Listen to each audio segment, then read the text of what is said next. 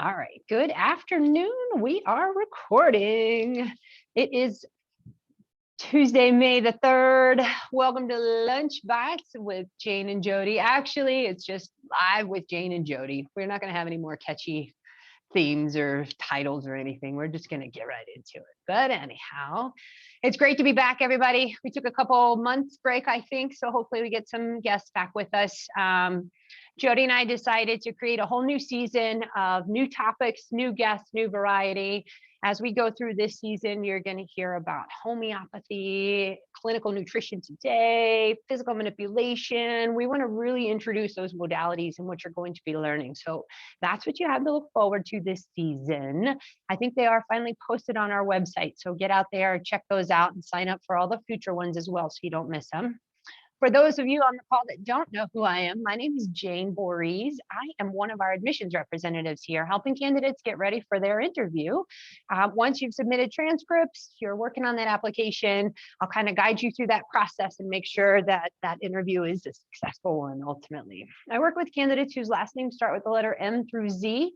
And my counterpart, Jody Durham, she is on vacation today, so she won't be joining us, but you'll meet her soon. She obviously works with candidates whose last names are A through L, so you haven't been left out, I promise. You'll be taken good care of. A little bit about me outside of SCNM. Well, actually, I've been at SCNM for 9 years now, and that's kind of pieced together. I was here from 2007 until 2013. Then I got to take a little break, and I went off and was a part of mega events. I've been to 10 Super Bowls. I've been a part of concerts, sporting events, all kinds of live entertainment was my thing. I've always been a junkie, and somehow that became a career for a minute. And it was pretty incredible, but definitely love being back here at SCNM. This is much more the right pace for me and such an enriching environment for sure as well. Super happy to be back here. So, little bit about our conversation today, actually real quick. So normally Jody Durham is here with us and she would of course introduce herself. She also always introduces a core value. Core values are beliefs of our institution and kind of guide us on our compass and the direction that we're going and the services that we deliver. And today we've selected the core value, we love. And that's just our favorite one for sure. Jody and I absolutely love our candidates. We love what we get to do every day, meeting individuals, hearing your stories, what brings this community together and how we're all together changing the future of healthcare. You have our full commitment. We love you. I promise you, we'll take good care of you. So on that note, I do want to now introduce our special guest today. We have the pleasure of joining us, Dr. Sean Kennedy, who is a graduate of SCNM. Let me tell you a little bit about Dr. Kennedy. He actually graduated from ASU in 2007 with a degree in psychology. And then he came right over here to SCNM, graduated from SCNM 2016 with highest honors. His emphasis is in digestive disorders and autoimmune disease, right in the gut, right? So I think it's only appropriate today that we are talking about nutrition. I love the title, You Are What You Eat. So Dr. Kennedy has a great desire to help others achieve optimal health. Therefore, he was drawn to naturopathic medicine naturally. In his spare time, he enjoys reading, hiking, basketball, and I'm not even sure what this last thing is, so we're going to let him elaborate on that. But how appropriate, it's NBA playoffs. Dr. Kennedy, are you a big Suns fan? Yes, thank you for having me today. Thanks for the intro. Yeah, it's a good day. The Suns won last night, so I'm happy about that. I get way too into it, and I don't even understand why. I have no idea why. Couldn't explain it to you. I don't let anything bother me like a Suns game will bother me. I have to keep that in mind. Yeah, you think that they could just lose and it would be fine. But I'm like talking to myself about it, like, no, it's going to be all right. You know, even if they do lose, they're still next year. Like, right. But they've had two incredible seasons. This is fun that we're talking about the Suns here, but I know, it's good to know. Couple incredible seasons so far. And I mean, yeah, they're an amazing team to watch anyways. Even if they don't win it all, it's like they're still awesome to watch.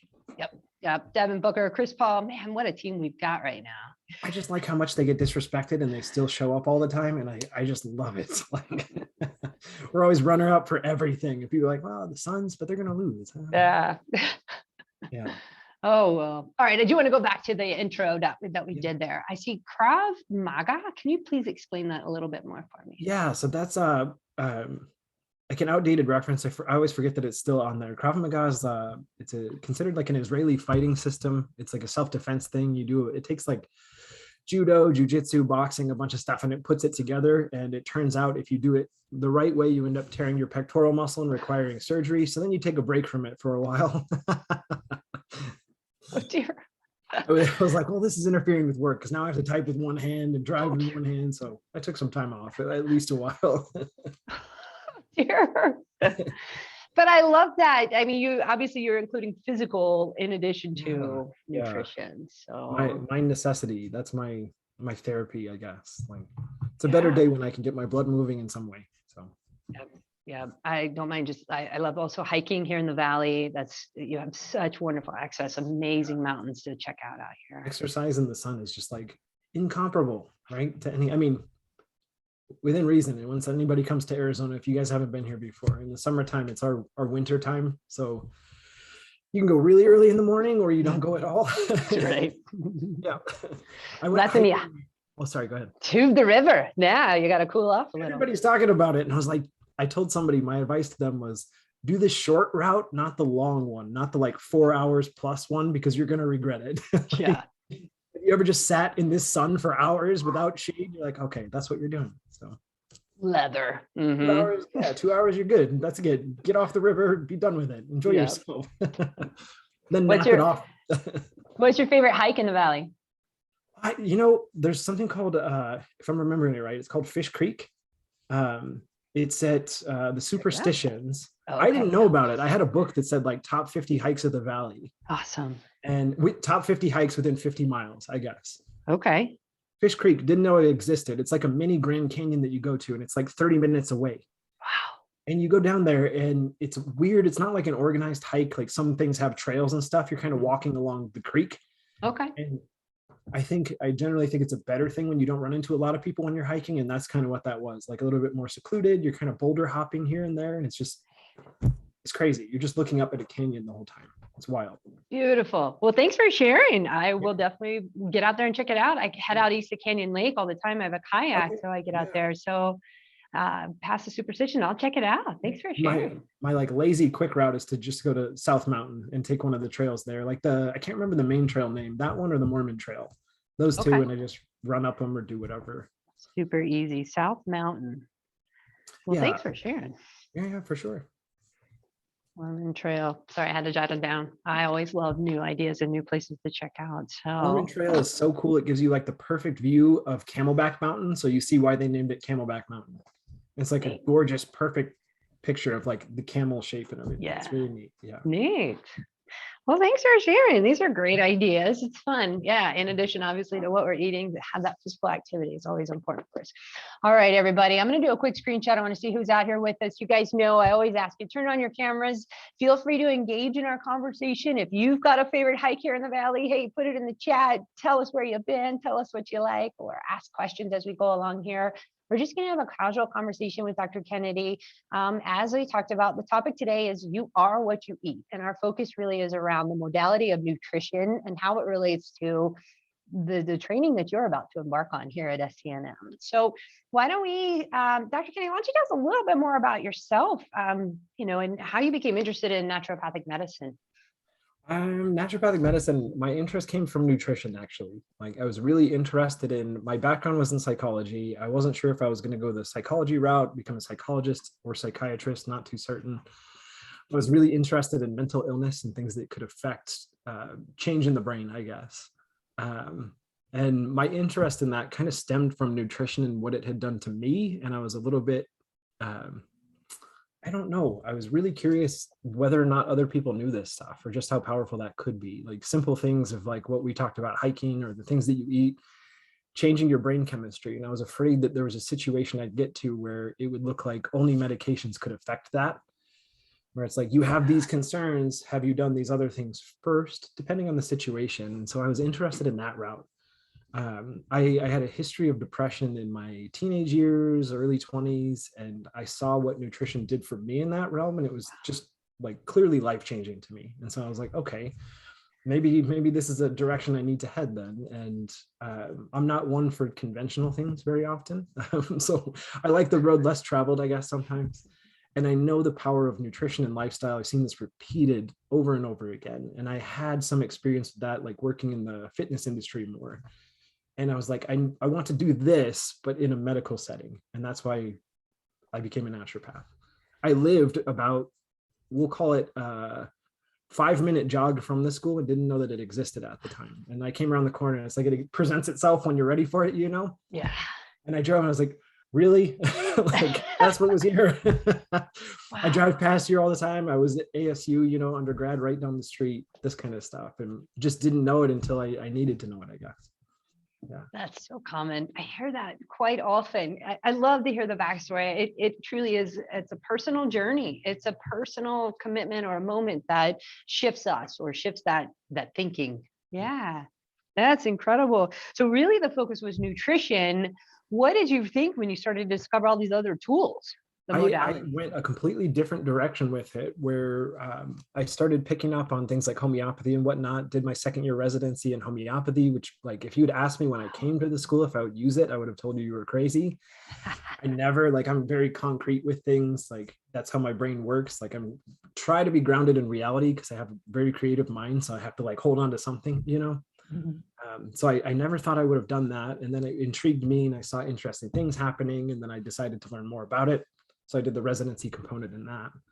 And now I've incorporated it into my practice and other things I do. But yeah, it's unreal. You'll get exposed to too many tools, and then you pick the ones that you'll become really good at. And it's almost not even a choice. It's just what you end up getting good at. Patients come to you for that, and you get better results, and it just takes off on its own. It gets a life of its own.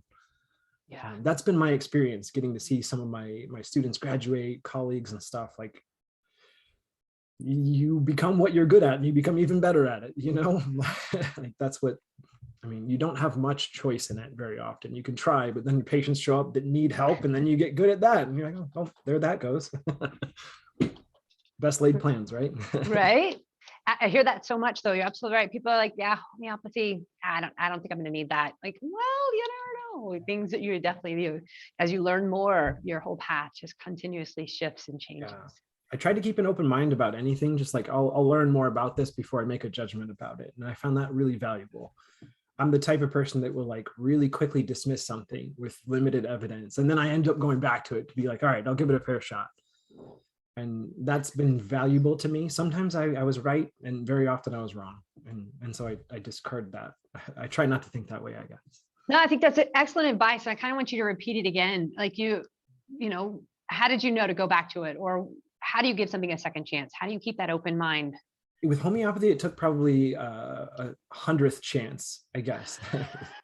Where I had a lot of questions that I needed answered. And if I was dismissing something, I wanted to say, okay, what am I observing? I'm watching patients get better. Well, why are they getting better? Well, I have all these reasons why I think it's happening. And then I see cases that didn't fall into that kind of answered that question. And then it goes on. And then it's like scratching my head, and I'm like, okay, now I'm interested. That kind of thing. And it's like, yeah. I've been really quick to dismiss things, but it's almost an ongoing process, like constantly. I always tell my students when I'm teaching nutrition and stuff that I will abandon any of my opinions with sufficient evidence to do so. So it's not like I'm ever set in stone on this stuff. Like, if I find enough evidence, because it's hard to see on a person-to-person basis. You could be completely wrong your whole career and not even know it. And so I'm perfectly content to change my mind if I have a good enough reason to do so. Evidence and stay curious. That's what I'm hearing. Is just curiosity is probably I think it's a gift, not to myself, but to anyone who has it. I think if you use it the right way, it's like you can do anything. It means that you're excited probably about learning new things. Like, that's probably what curiosity means. If not, you kind of shut down. That's the opposite, right? I don't want more information. I'm at overload. I don't want to know anything else. Curiosity is like, you lift up the boulder and you're like, what's under there? What happened? Why? Well, why does the bug fly? What is? Where did it go? Yeah. I think keeping that is like a fun thing to do. It makes it interesting. Yep. All right. Now I'm going to make sure I keep my mind open too on anything and everything. Yeah, I had a whiteboard in my garage for a while. I almost never used it. I thought I was going to, like everything I did with a whiteboard. It always made sense in my mind. I'd use this every day and didn't. But I wrote on it so that I'd see it when I drive in the garage, that it said endless curiosity on it. Just like always trying to reinforce that idea. Like just be interested in stuff. It makes it like, puts you in the moment much easier when you actually care about what you're looking at. Routine is a good way to flame out passion, I guess. Right. Yeah. We just become mundane and kind of stuck in that rut. Yeah. Not growing anymore. Yeah. Right. Man, these are great things. I like this. I like the whiteboard idea. I actually have one like buried under my steps. So I'm going to pull that thing out and write some fun on there. You know, it has like an impermanence to it, right? So you can erase it if you need to. But Right. Oh, okay. That was a different idea. I'll write a new one. So let's talk about nutrition, right? That's our topic today. So let's start with the basics. Like, is that like your starting point with all patients? You definitely make sure that's what you're using for all of your patients? That would be nice. And my job would be much easier if it was easy to comply with dietary recommendations. This would be very easy. I tell people that I'm usually aiming for like 5%. Where I got that number, I don't know. It's just a sense that I'm aiming for the 5% of people that will resonate with this idea. Okay. So I'm usually pretty upfront with patients where I think they would need to be in order to like significantly improve XYZ condition. And very often that's like a billion behaviors to get to that point that you have to modulate. And that's, some people just aren't capable of that up front. So it takes a lot of building to get to that point. So I try to respect the fact that my journey has been a journey that like the first time I made a dietary change, it was probably overwhelming to me. And it seemed like really hard to do. And then now I do them and it's like I have no emotional connection to it. It's like it just happens. Oh, okay. Oh, no, I'm going to stop using yellow mustard, for instance. Okay, great. Whatever. I don't care. It's okay. And my hope is that I get patients to a point where it's like a very functional thing to them. Like you're using this, your health is improving, and all the benefits that you get that are side effects to this, the good side effects, outweigh the concern that you had that you're emotionally attached to a food. Like you're doing things and you're getting happiness elsewhere. If you're relying on diet to give you happiness as a sole feature of your life, that's really challenging for chronic disease. So you get in this state where you're not feeling well and you can get this little hit of dopamine and joy and serotonin release from eating something that might also be provoking your condition. And it's like, that's a hard battle. Like, how do you choose your way out of that?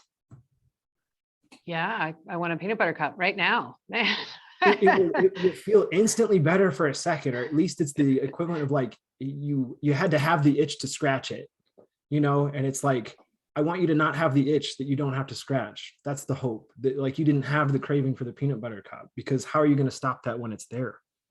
Like overwhelming willpower. Just eat a salad instead. Yeah. You overwhelm the body with nourishment in a way that it doesn't have those cravings as much anymore, where that's not food anymore, right? The peanut butter cup isn't, in some sense. Yeah. Just stop buying them, right? Just don't have them in the cabinet. That's a huge one. Yeah, that's really huge. Like access to stuff, especially when you're in your moment where you're hungry, your brain goes, I know how to solve that problem. Go to the vending machine. We have a credit card. We can buy all kinds of stuff. So it's like, this is fantastic. You're going to feel so great. Go for the chips, go for the candy. And then you eat it and then you're like, oh, okay, that lasted for a second. Then there's usually that downfall at the end of it where you didn't feel as good as you were hoping for as long a period of time as you should. And that's okay from time to time, 100%. And a lot of people do great with that for a long time.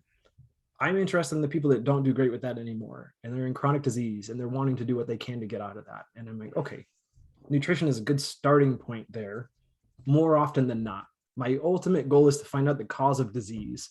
And if I can't find out the cause of it, I want the things that will actually provoke it or make it worse.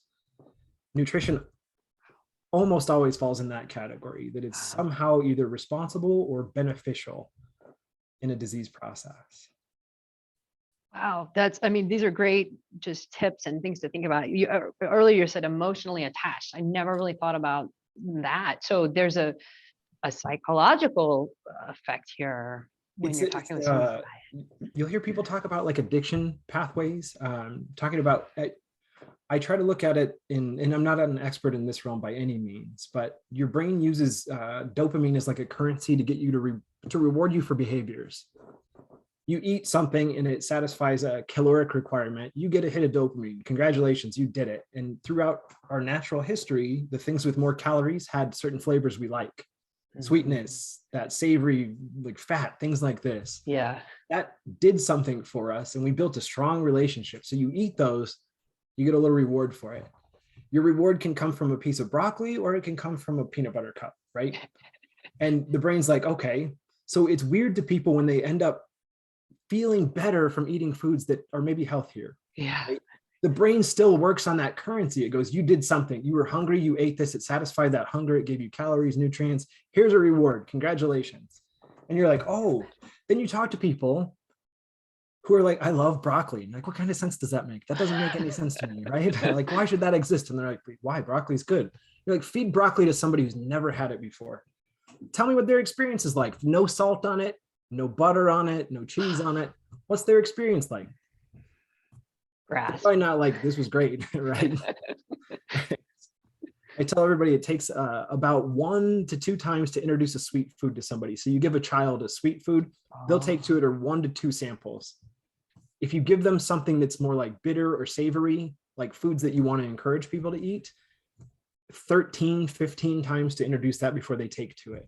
Wow. Okay. So you're fighting an uphill battle. What that looks like to a parent is the fact that they're wrestling with their child to get them to eat foods that they want. Because they're like, why don't I not just eat sugar all the time? Like, that's what my brain tells me I want. That's great. Problem is in nature that never existed like that outside of fruit and things sometimes, but those are seasonal, not nearly as sweet in our historic past. Sure. Yeah. Wow. 1 to 2 versus 13 to 15 times. All right. I mean, I've got to challenge myself to eat more broccoli. Mm-hmm. Yeah, you build a relationship with it and your brain, those addiction pathways, we call it addiction, but it's really like, I think a way that I like to frame it is like a dopamine reinforced behavior. Okay. Because you can use that for anything. People get dopamine hits from anything and they can be positive, they can be negative, they can be too much dopamine for an activity like social media.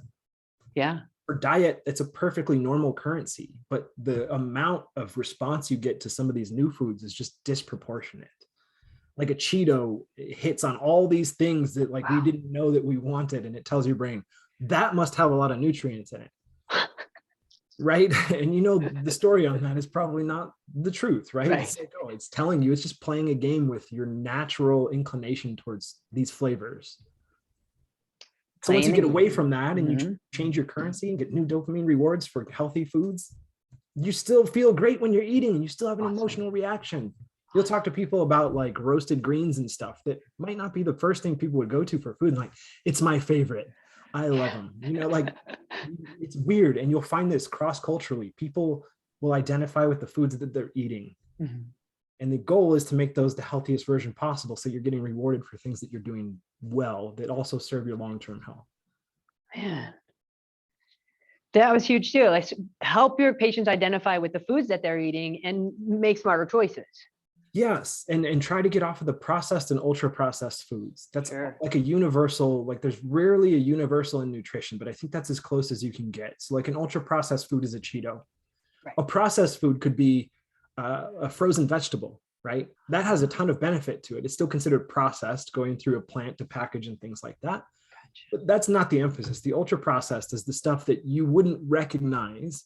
That's probably in a powder form, mixed in a lab, then reconstituted into an Oreo or a Cheeto or your favorite breakfast cereal. That's ultra processed. Okay. That's pre-digested, reformed food that ends up being stripped of nutrition that gets added back. It's like very Frankenstein type food. Wow. That stuff speaks to your brain in a different way. It's very hard for the brain to go from something like that to a healthier food and actually enjoy it. It's not the same reward you're getting for that. It's like going from 10 cups of coffee to a glass of green tea in a day. Your brain's like, where's the caffeine? I need it. Like, not the same. You're like, but there's caffeine in green tea. Sure, but the level of it is not even close to the same. Right. You'll get people that get down to the level though, where green tea makes them jittery because they haven't had coffee. That's the goal, is you get them to be sensitive to these normal things again. Wow. And then they don't have to think about it. It's just the way their brain works, because you're not going to override that with willpower. It just doesn't work very well. Mm-hmm. Right. So you're not in there just beating on your patient. Just stop doing this. Just stop doing it. Why can't you do it? Yeah. I'm like, what? Why can't you? Yeah. Like, good luck. It's a lot of, you're constantly making a decision not to do something. And we're not very good at that. It just wouldn't have existed in our environment. Like if you offered these foods to people that had no access to them, they would do what we do with them. They would eat them. Right.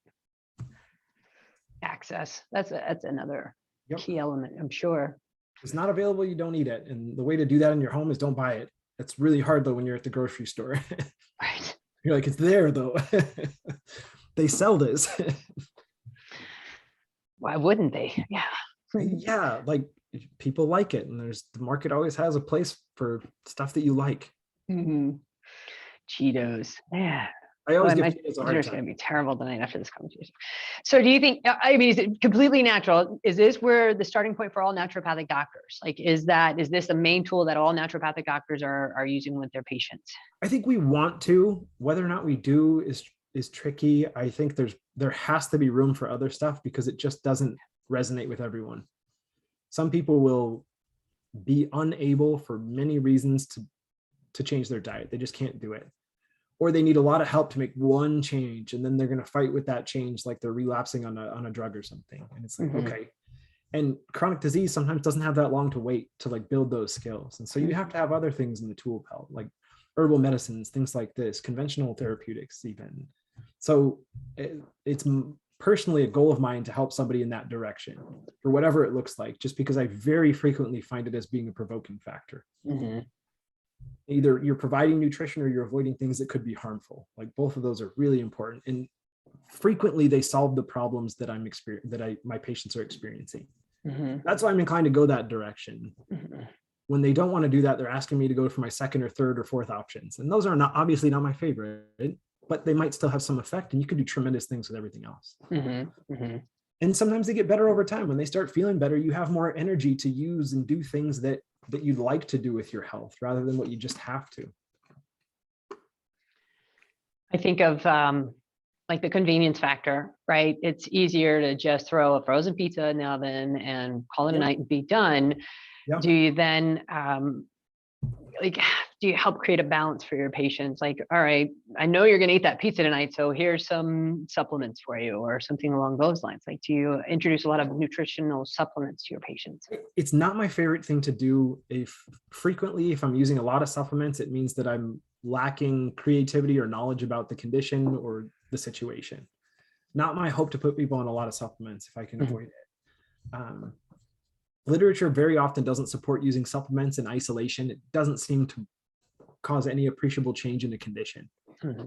Sometimes you get stuff here and there. You'll have people feel better for a period of time. And that also takes behavioral modification. Like people stop taking supplements after 3 months, if you're lucky.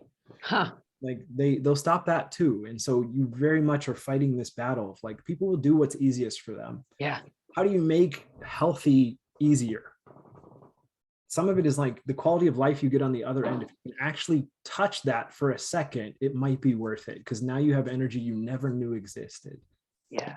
And so sometimes it's, I tell people it's easier to go extreme up front sometimes, because you'll get enough results to convince you to stay. Okay. If you go and you don't get results, you'll quit that. Even though you think you'll stick around with it or will slowly build up my skills, you won't achieve what you wanted to, and you're not going to be inspired to keep going. So it's sometimes easier. You're just like, I don't touch those things. I eat these foods. They're in my house. My option is to eat those. Right. And you find that you snack less. You're less hungry than you thought you would be. And you found out those foods that I was talking about before are provoking an artificial state that makes you desperate to eat all the time and this kind of thing. And it's like, okay, it's a world you can't even imagine until you experience it. That's why it's important to get them to that point. And you're like, oh, what is this? Like, I'm not constantly hungry. If I eat, I always give Cheetos a hard time because they're just so delicious. But if I eat Cheetos, I don't know that there's a set point where my body turns off hunger. It just doesn't happen. I'll feel food up to my throat and I'll still be hungry. It just doesn't do that same thing to me. And I think that resonates with people. You're like, I'm hungry though. Yeah, but you're not. Your brain just didn't get shut off from the previous thing, right? And then you eat real foods and you find out, oh, I didn't have to eat again until lunch or dinner time, and that was fine, and my energy was good and I felt great. You're not just not eating snacks all day long. That would make you a crazy person. If you were hungry and just didn't eat all the time, that's not helpful. Right. I think you mentioned something about the calories earlier, like dense calories versus those Cheeto calories. Like they're just gone quickly. Yeah, you can eat. We're good at getting calories now. That's not been a normal thing through our history, right? To get calories is so easy now for most of us, I guess. It's like you can get calories. Getting nutrition with calories is more difficult. That's the key term, So nutrition. you can get empty calories. You can very much have a product that looks like something that looks like food, but it's not being packaged with the same stuff. It's calories. Like, oh, okay. And guess what? Your body's going to recognize that. It's so smart. Goes, oh, I'm missing a certain amount of protein that I required that day. I'm missing a certain amount of calcium that I needed that day. So you eat, and the brain goes, nope, I can't turn those hunger signals off because you just gave me calories without the other stuff. So I'm going to keep you hungry until you achieve that. And sometimes I'm not going to be very specific in my direction. So I'm just going to make you hungry.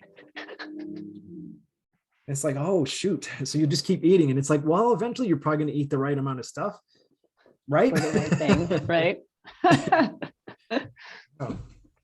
Neat. I mean, so there's so much tied to it. It's not just you are what you eat, but there is a lot of emotional and physical. You know, we talked a little about the Krav Maga, and there's a lot to that.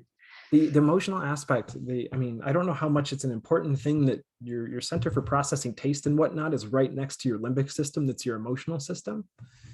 And there have been some studies done on this that would try to demonstrate how emotional this actually is, that you can give people a bitter drink that tastes disgusting, but it looks like orange juice. And if you do a commercial on people enjoying this, it's like a vinegar that they put in it that makes it not taste great, like a vinegar orange juice, if you can picture what that looks like. Give people a commercial in which people are hyping this up and saying how sweet and delicious it is beforehand. So they have that memory and pair it to that color and everything. Then you give them the drink, they report enjoying it. If you just give them the drink, they go, this is disgusting. I would never drink this. But if you show them a commercial of people liking it, they report liking it more. And it's the same drink. They're forming memories in this emotional experience of what this looks like. So now they're tied to it. And you're like, oh, that's very strange. It turns out if you watch TV while you eat, your brain doesn't form appropriate memories that you actually enjoyed and ate that meal. So you're more likely to be hungry faster. Instead of if you paid attention to what you were doing, it actually remembered the experience of eating. So you're not as hungry as soon. Wow. Very psychological process the brain's involved in. And so, yeah. Turn off the TV, turn everything off and look at your food and enjoy it one bite at a time. Yes. Actually taste it. Yeah. Correct. It's more likely to satisfy your hunger for longer periods of time because your brain remembers actually eating it, which is weird to think that way. Yeah. But it's a great tip. Yeah. And it actually, I mean, on the flip, those commercials make you hungry watching the stretch of the cheese from the pizza or that silly Burger King or whatever. Those commercials are so silly, but yeah, they definitely make me hungry. They work. They know they work. That's why you see so many of them. Wow. What do you guys think? Anybody got any questions, thoughts? Come on, give us some feedback. Any ideas out there? Questions? I see you laughing at me sometimes. All right, we got a shy group today. Oh, go ahead, Ella. Really interesting, actually. I've heard of the physical or the psychological effect that your food has, and like why we shouldn't eat watching TV and everything, and how it's like it really is like a not a spiritual, but like it's a very emotional experience, and all the flavors, all the chewing and the things that go into it has me really interested. And I'm on my little self-healing journey too with food and learning how to make them yummy when I've never even. Just recently I went to a person who taught me how to pick wildflowers and like Bärlauch. I don't even know. I'm in Germany right now, so they have everything everywhere. Just natural everywhere. And they're so aware and conscious of what they're doing, what they're putting into their body. And even down to like the plastic, like there's only like glass bottles and like like there's no cans. It's pretty just very different than America in that sense. I mean, you can go to specific stores that do that, but I don't know. It's just made me very aware. So it's really nice to hear that this is what you do, and that there's hope. Yeah, it's like really encouraging. I'm so grateful I clicked on today. Hey, me too. Me too. Thank you for sharing. And it is definitely interesting to see. You touched briefly on cultures, and people will eat what's in their culture. It's great to hear that they're doing it smarter over there. Less waste. Thank you for sharing. Anybody else? Guys, feel free. Ladies, feel free to jump in anytime. I don't mind the awkwardness of Zoom interruptions. Go for it. Or more of just, I want to hear your opinion on this. There's been a lot of buzz about juicing, and I was wondering what you thought about like replacing like your breakfast meals for like celery juice. Oh yeah. So I don't know the right way to put this. I get asked about juicing a lot, and you guys, when you join the program, you'll get a chance to know me a little bit better, so you'll know that I'm pretty candid and that I don't hold back on my opinions, however misguided they might be, and I might change them at some point in time. Right now, I'm of the opinion that that's probably not the best idea, but it depends. I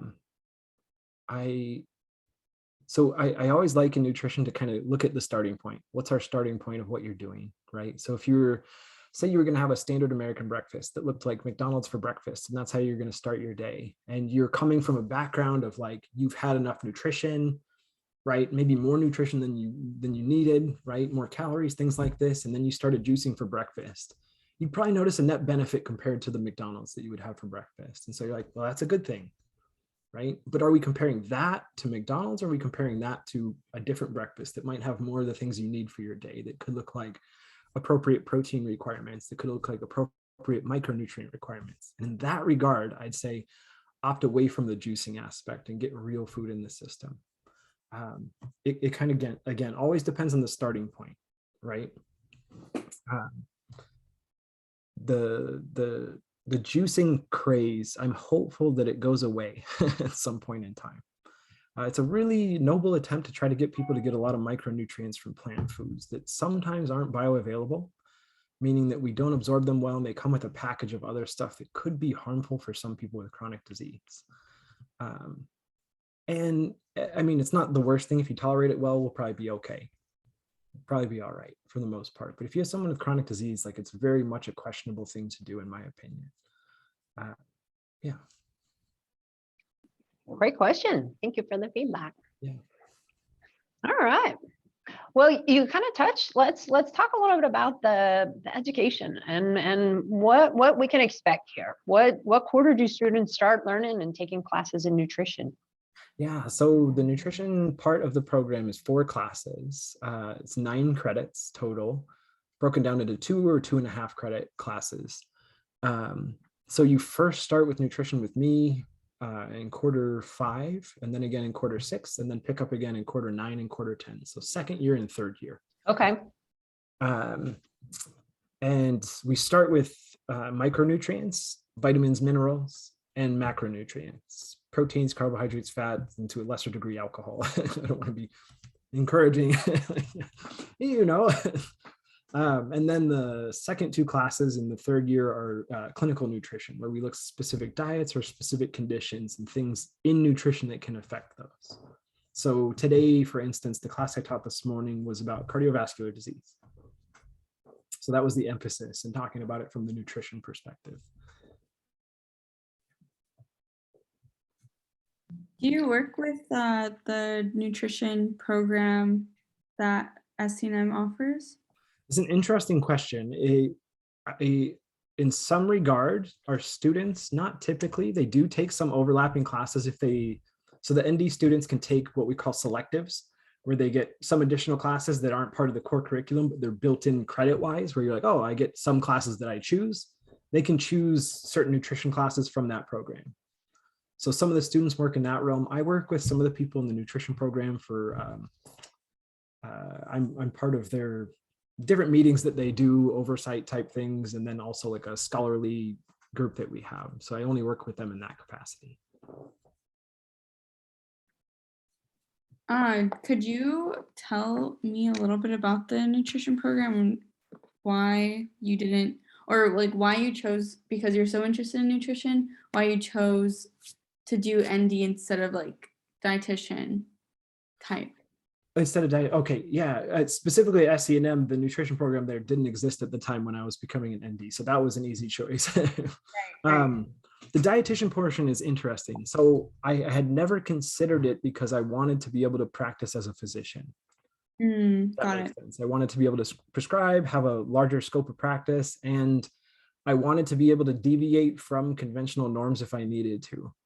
So being a dietitian, you're held accountable to a board in essentially in certain ideas that may or may not be appropriate depending on the condition. And the world gives you a chance to move away from those in a different way, I guess. Yeah. I've talked to some dietitians that really, we get a lot of dietitians through the program. It might be one of the most common professionals that we get through the program in my experience, I guess. Like we'll get some chiropractors, we get some MD, DO folks, some PhDs, but I see dietitians often. And it's a tricky paradigm. It's a tricky paradigm. The aim is not always to reverse the condition, it's to manage the condition somewhat. That's been my experience with dietetics because I teach directly from a book about dietetics. So a lot of the core structure of the nutrition part of the program is from that philosophy, and then we branch off of that.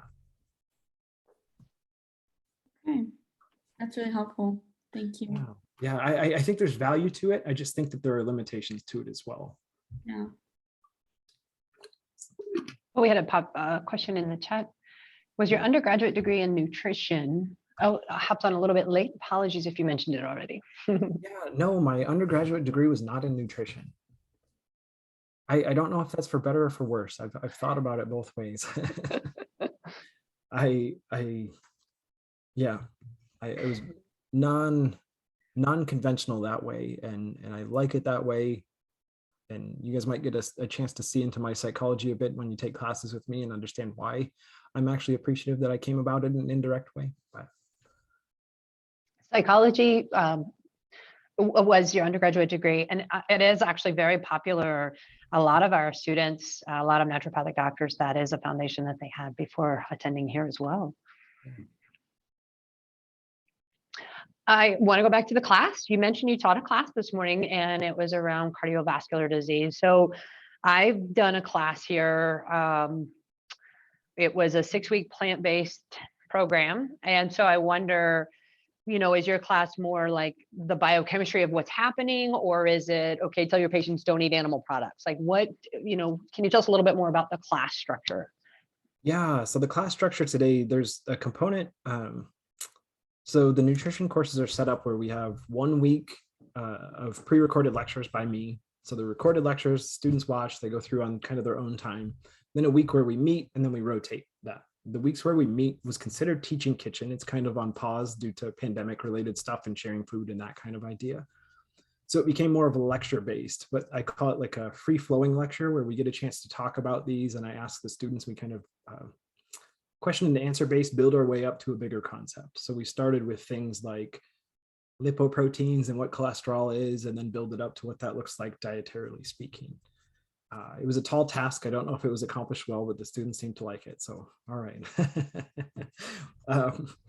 So it's very much like that. I like to look under the hood of things often, and I like to share that experience with people to be like, here's what this looks like. This is what this might mean based on research that we have. And these are the dietary studies that have been done in this realm. So we go into some of the studies that maybe you're referencing that would suggest a plant-based diet might help. What did they actually find? What did that look like? And then build off of that. Yeah, sorry, go ahead. So you are also, so you practice as well as you teach. Yeah. Did you ever think that you were going to do that, or when did the teaching come into play?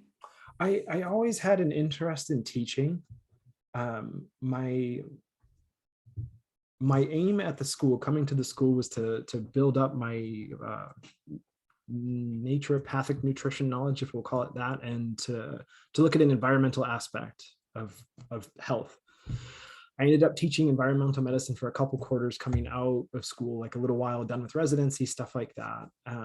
And the nutrition component kind of was my ideal home to be in that regard. I always planned on teaching. Like I just can't I have too much information that feels like it's going to explode out of my head otherwise. And I really enjoy the research aspect of like Yeah. investigating these ideas and putting them in an understandable manner, a way that students can understand them and make it more approachable. So that always had to be part of what I did. You said during your residency, Yeah. you did what? So I know that it's, correct me if I'm wrong, it's an option to do residency at Correct. CNM. Yeah. And you chose to do, what did residency look like for you?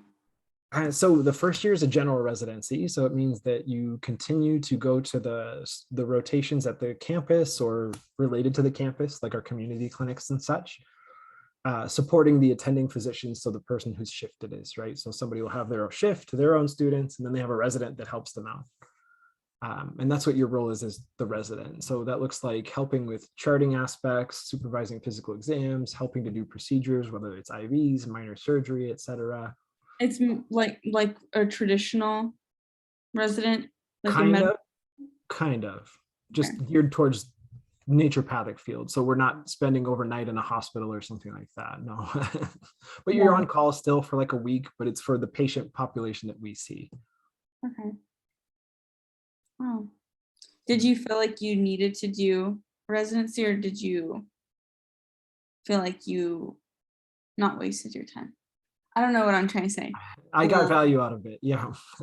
Do you think that you had been okay if you didn't do residency? It depends. I think people very much do fine when they don't do a residency, but I often phrase it this way. It's like the scope of the knowledge that you'll want to have by the end of your career, you're expediting getting to that point. Mm. So it really fast tracks you towards a more advanced understanding of medicine than if you had just gone and done it on your own, when you're also trying to build a business at the same time, Right. typically. So that's challenging, but I always looked at medicine as like, it's a lifelong process. Like, Of course.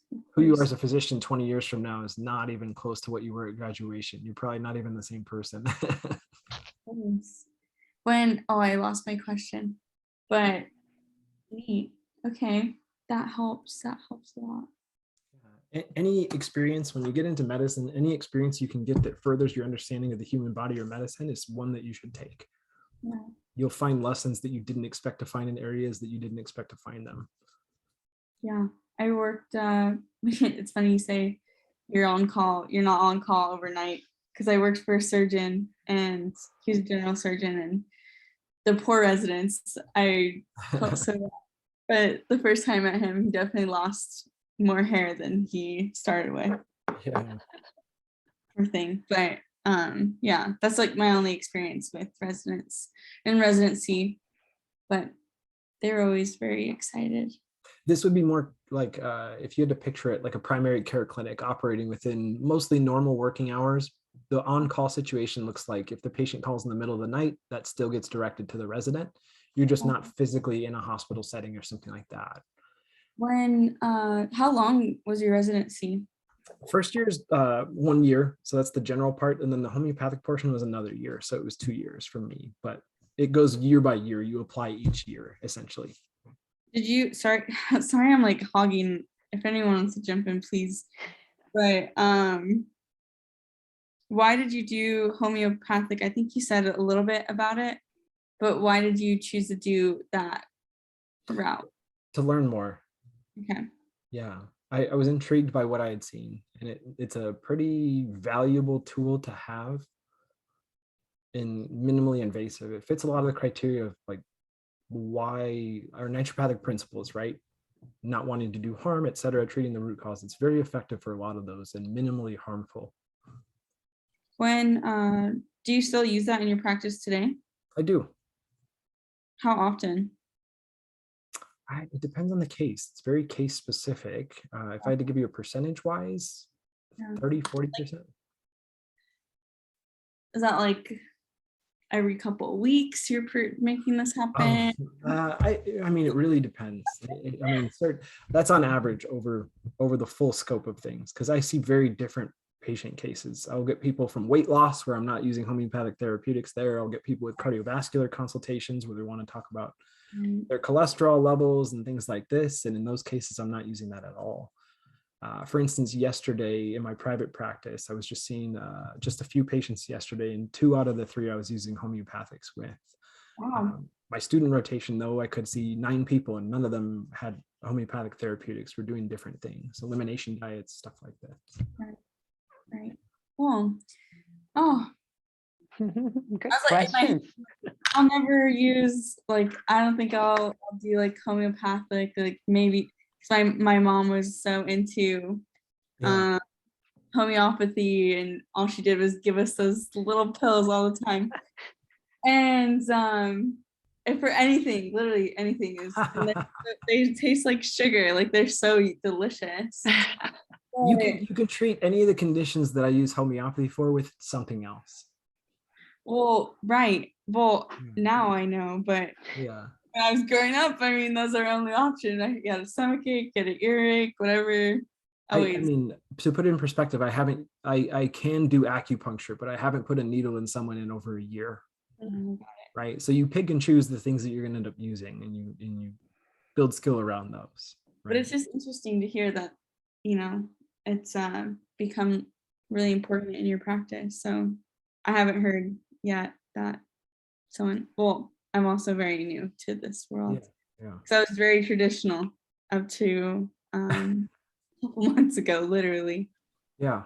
These are a great line of questions. So actually, Dr. Kennedy, for a moment, can we touch on the other modalities? Do you do physical manipulation? Are you doing obviously mind-body medicine? You know, you have to have these conversations with your patients.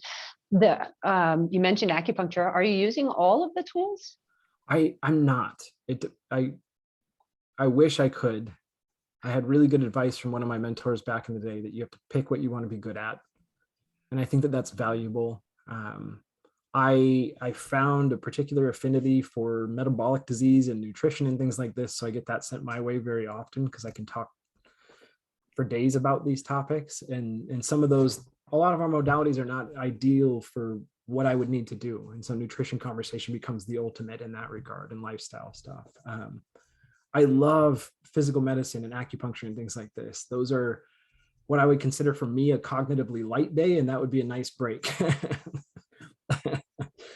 Versus being involved in PubMed and stuff like this and trying to understand somebody's disease condition. For instance, somebody coming through with like a vestibular disorder last week, and me not understanding enough about it to understand recommendations outside of physical therapy and things like this, and what supplements, herbs, things can affect this condition, or diet, lifestyle. Sometimes it would be nice to just give an adjustment here and there and work. I loved that stuff. I found myself working with my hands more earlier and right when I came out of school. And some of that just not as common now, although it's necessary and I would love to be doing it all the time. Mm-hmm. It's just, there's only so much room. You guys know that I talk too much. And so my patient visits would be like 10 hours if I wanted to do everything I could. You mentioned looking up on like PubMed, the different types of supplements that can affect these diseases and illnesses and whatnot. Is there a lot of information out there for naturopathic physicians to do that type of research? It depends. You mean to like investigate, like just through the literature? Right. Yeah, definitely. Like it depends on what kind of research you're looking for. So in nutrition, certainly there's not a lot of it is quality, in my opinion, even though we've been doing nutrition research for over 100 years. Some of it can be valuable in guiding you based on what you're doing, but a lot of it is a leap of faith towards the end outcome, right? You're changing biomarkers, and that's not always the same as changing the end disease, right? So if I see somebody cholesterol level change, I don't necessarily know that they're going to be less at a risk for heart disease in the long run, right? That kind of idea. But like herbs and things like this, you can see mechanisms of action can be really helpful because they might speak to where it might be helpful, right? If there's a certain autoimmune disease and you know that curcumin can affect certain inflammatory pathways, you might have a benefit to reduce inflammation by giving that herb. Right. It might not say, oh, curcumin was given to somebody with rheumatoid arthritis and they benefited, but you have different ways of suspecting it might work, right? There are different ways to look at it that way. There's direct research as well. It just depends on kind of what you're looking at. Yeah, understanding the disease process is very helpful very often. So you'll build your skill on tools and therapies that you can offer. And when you understand the condition, you might have a better idea of whether or not something will work based on your understanding of that condition. When you don't know how to treat somebody, do you send people away, or do you keep them for you? Or do you have friends, other physician friends that you like have contact with? All of the above. Yeah, all of the above. So I frequently refer to specialists for diagnostic purposes, for their expertise, because it's very hard to try to be an expert in everything. And I think that's unfair to patients very often if you don't involve them and they make the assumption that you know everything. Right. I can talk circles around a bunch of things, but it doesn't mean that I should appropriately be addressing everything that they go through. What type of specialists are there? So you like not naturopathic specialists, but like a dermatologist or cardiologist or gastroenterologist, that regard. And then would you tell them to come back to you, or like how would that conversation go? Yeah, so I usually tell them like I try to be very clear on why I'm referring, whether I'm referring for treatment or diagnostics. And if I have a reasonable suspicion about what the condition is, we just want confirmation through a biopsy or a scope or something like this. I'll say, hey, this is what this will look like. This is what I'm suspecting. My role in this regard is we're going to do the diet lifestyle aspect or the naturopathic therapeutics here. They may offer you certain things, and we can talk about the cost benefit to those things as well.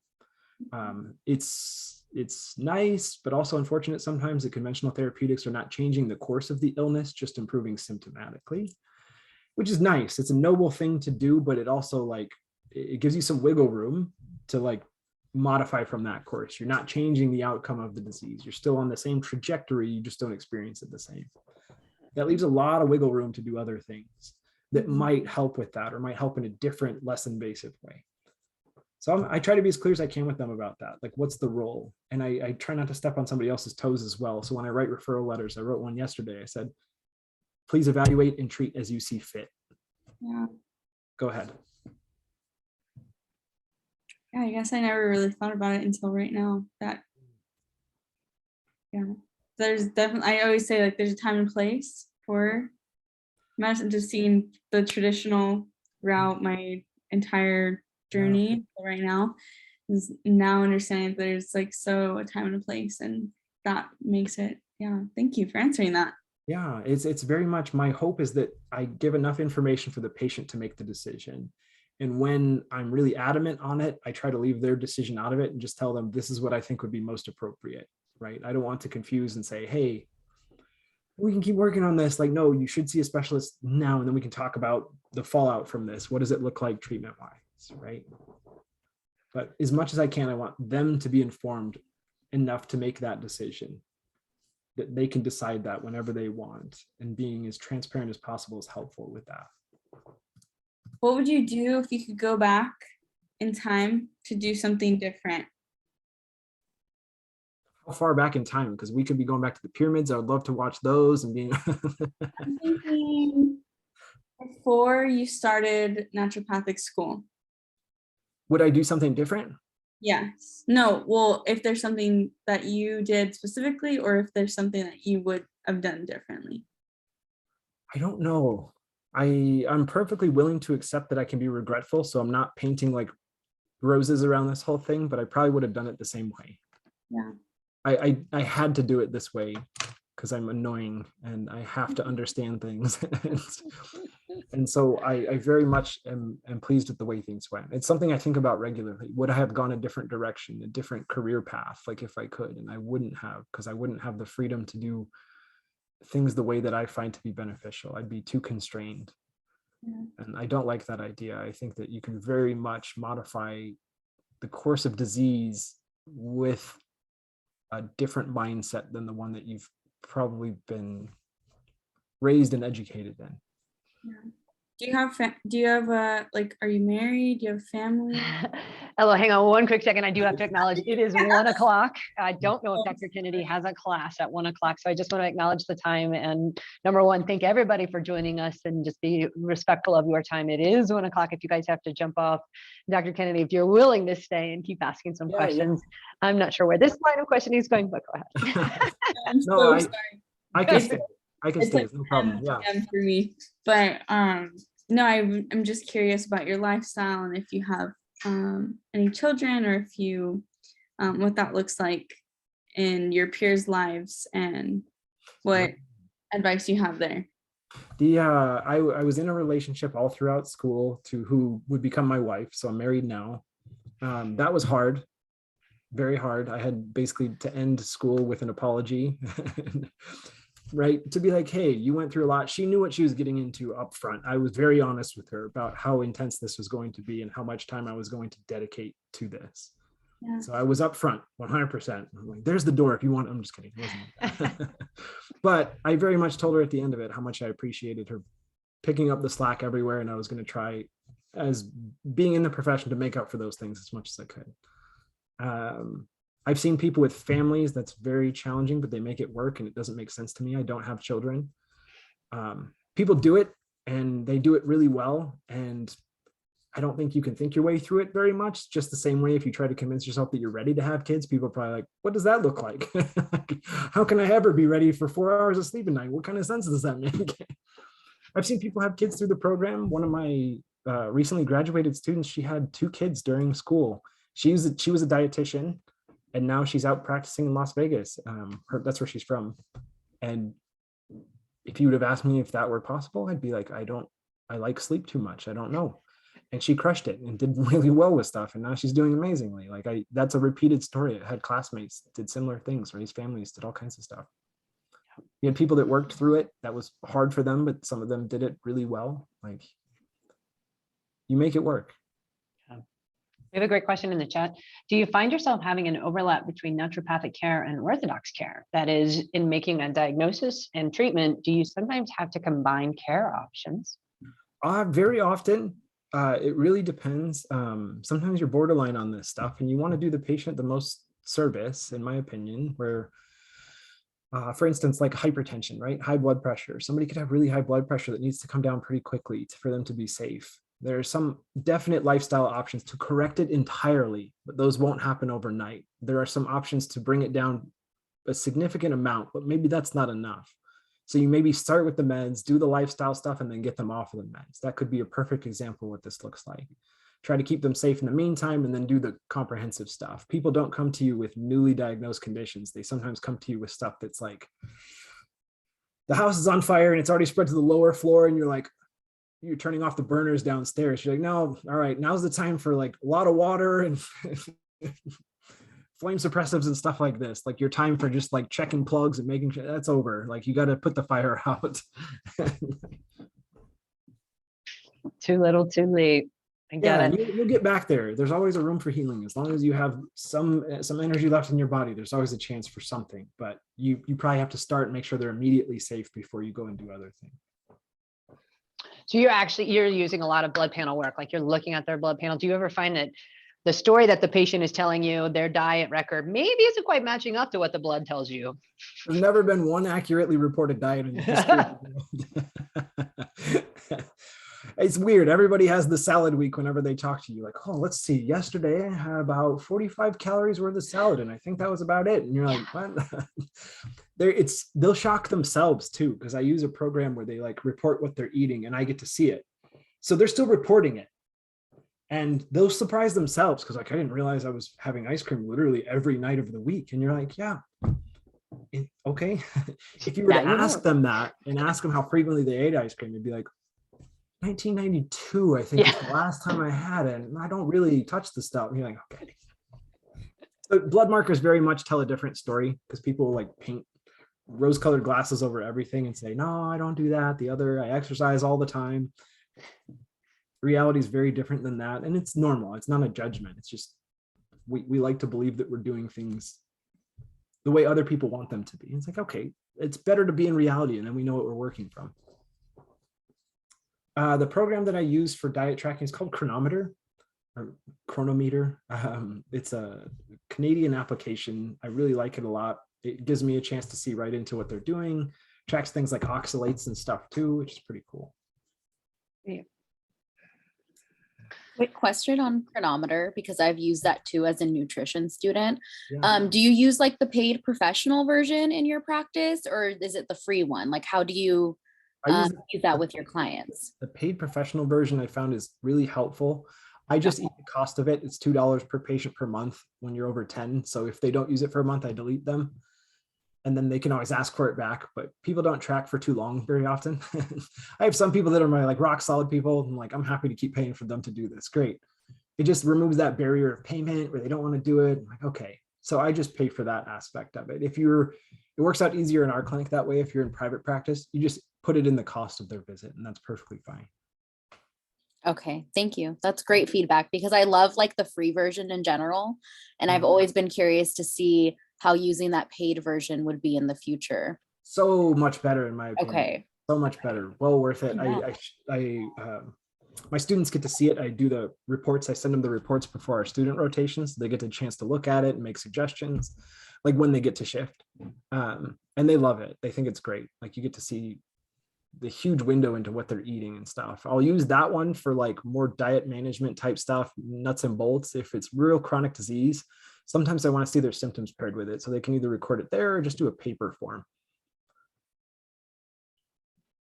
Yeah, Another good question.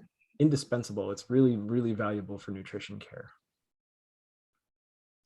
I'm not sure if you can see the chat. So as a naturopath, are you able to prescribe orthodox medicines? I got the impression naturopathy would come with limitations. I'm a medical doctor seeking a career transition to naturopathy and concerned that I might hit a brick wall in treatment if I keep thinking like a regular medical doctor. Great question, Colin. Thank you. Certainly there are limitations. It's based on the schedule of the drug. So the only Schedule 2 drug is morphine right now. If I'm remembering right, I tend not to prescribe too many high scheduled drugs anyways. But for the most part, a lot of the basic stuff, whether we're doing hormone replacement therapy, antibiotics, antihypertensives, this category, we're able to prescribe, at least here in Arizona. That changes based on the scope of practice per state. So it's very much state dependent in what that looks like. I think, I don't know, I've had a chance to work with other people from conventional medicine, be it PA, MD, DO route, and it's a really helpful background to have because the diagnostic process is very challenging for people new to this who are also trying to understand naturopathy. So I often tell people that one of the big challenges is understanding the condition well enough to know where you have a place to modify it. Right? If you don't understand the urgency of a condition, I think you're less capable of moving outside of the norm. Right? So if you don't understand the prognosis of that condition, what to expect with it, what could go wrong, some of these things can really easily go south on you, and you want to know that stuff first. And I know better than conventional medicine in that regard. Yeah. Mm-hmm.